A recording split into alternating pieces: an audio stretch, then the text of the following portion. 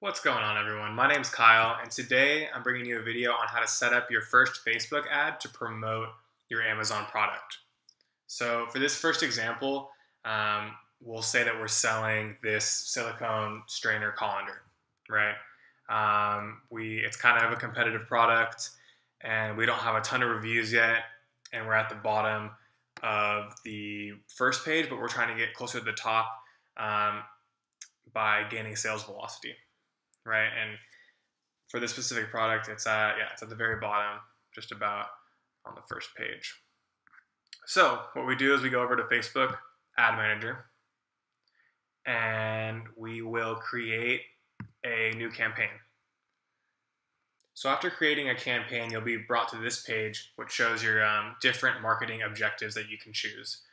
For selling on Amazon, you're not going to want to choose brand awareness, just because that won't really help you with sales necessarily. You'll always want to be choosing traffic or conversions. With conversions, it works a lot better if you are on either a Shopify store or you have a landing page that you're bringing the customers to first before you push them to your Amazon sales page. But to make it easy, and let's say you don't have your own website, you just go straight to traffic. So you want to push more people to your web page on Amazon to get those sales. And you can name the campaign name. We'll just put Amazon Strainer to make it easy. And then go to continue. And then now we'll be able to set up the type of traffic that we want to push to the Amazon page, right? So we're pushing them to a website, and we can create an audience.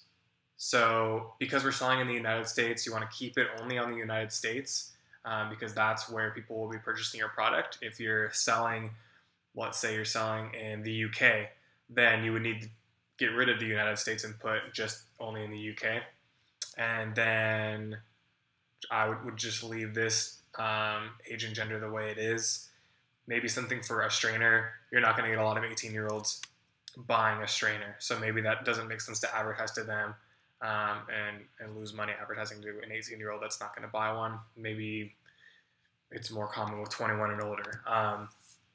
After you are using this audience for a while, you'll get insight on which audiences or age range is clicking the most and is the cheapest for you, and you can adjust it. But in the beginning, just leave it pretty broad for age and gender. And then what helps a lot is the detailed targeting. So this best way to target your potential customers, because Facebook has so much information on what people's tendencies are, what their interests are. Do they enjoy pasta? Are they Italian? Are they used to like buying on Amazon? So those are all different things that you can add on here. So let's say they are interested in Amazon. That would help a lot because then they're comfortable buying on the website. So you can add that. Another interest that we could use is cooking, because we need to be interested in cooking. So we can add that. Maybe pasta. And a lot of times what will help is looking at suggestions. So Italian cuisine. 56 million people are interested in Italian cuisine. So we can add that. We can add cooking at home, Amazon.com. And so once you have a couple in there, these suggestions become really useful.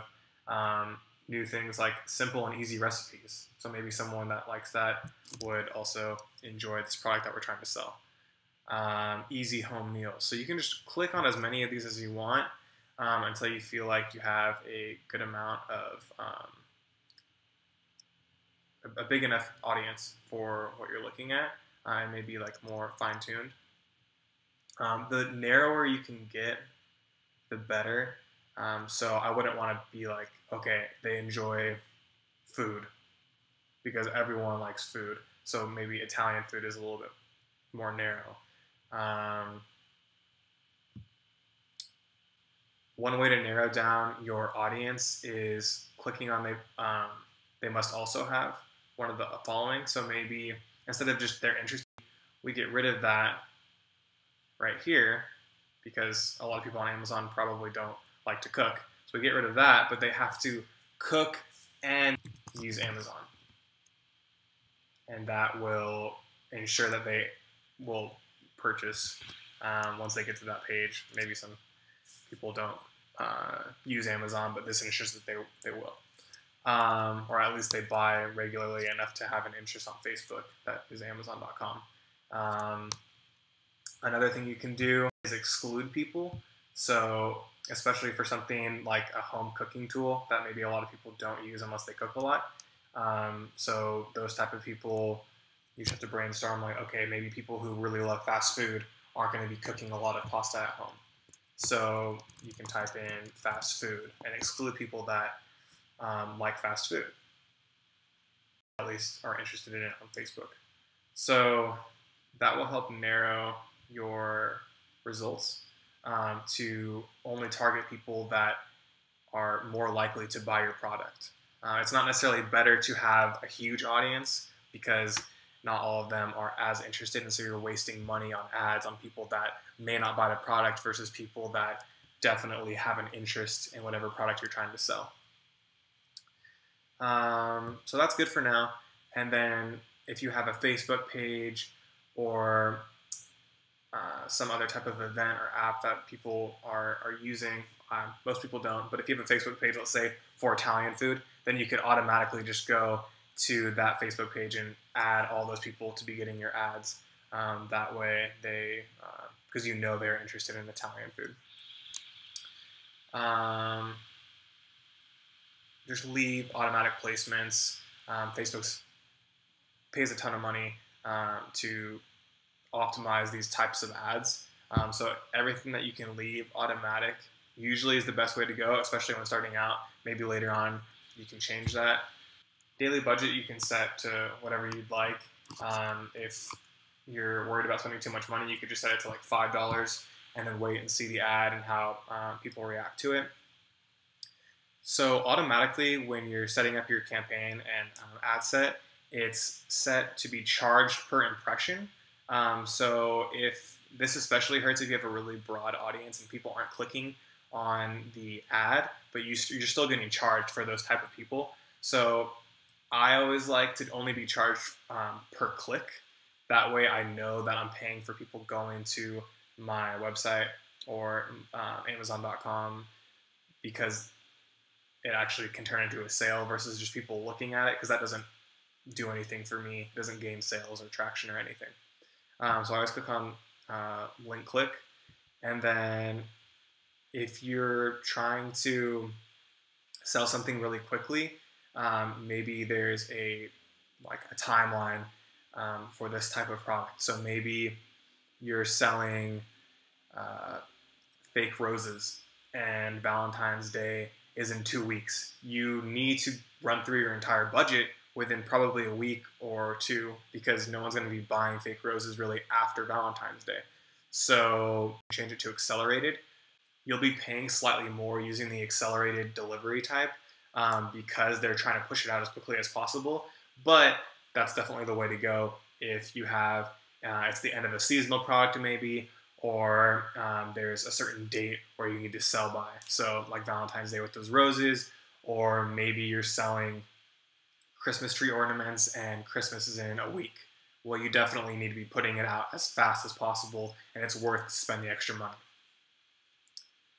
One thing to keep in mind when you're setting up your audience is that Facebook is trying to optimize their users' experience on the site.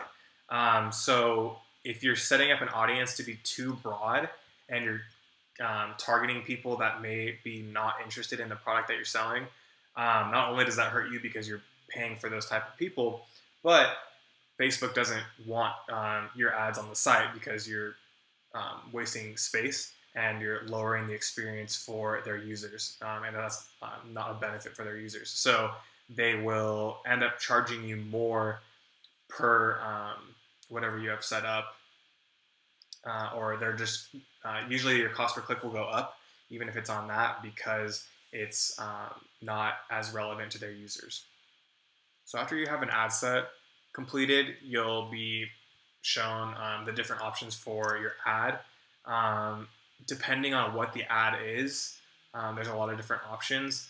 I kind of like the carousel option because you're going to have multiple pictures showcasing their product on Amazon.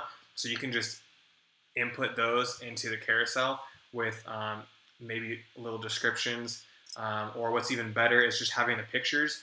And then when you make the post, you can add text describing the product, or maybe some type of call to action, or how it's useful for people and how maybe other people love it,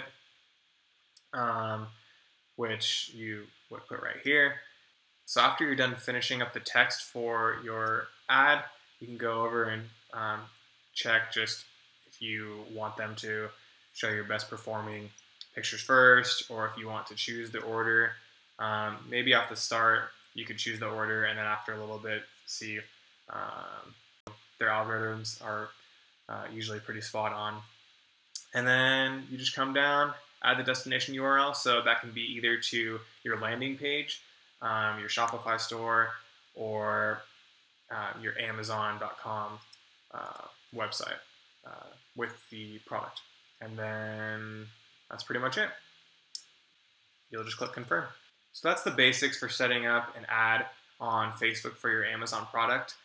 Just make sure to keep in mind that ads that are relevant to the users and your audience will do best, as well as ads that encourage engagement. So if users are liking the post, or maybe in your text you can be like, tag a friend that would love to use this product, or whatever. That will help push the ad and create lower cost clicks for you, and as well as promote it organically with all their friends seeing that they've tagged, seeing the post as well.